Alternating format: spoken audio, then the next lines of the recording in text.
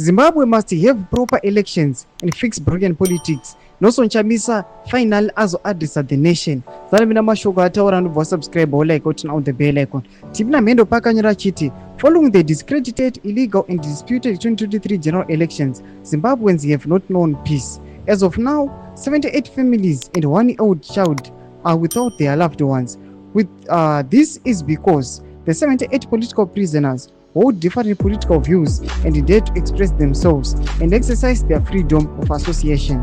In addition, the families of Namataikwekweza, a human rights defender, Samuel Gwenzi, civil society, Robson Chere, trade unionist, Promise Munkuli, and Vismusi Moyo are without their loved ones for no reason other than their association with wanting a better Zimbabwe, advocating for women, young people, workers, and speaking out against injustices. In Zimbabwe, being an active, conscious citizen and being young is become a crime. The citizens, especially the young people, are persecuted for their beliefs and for wanting better lives. In Zimbabwe, it has been turned criminal to be young.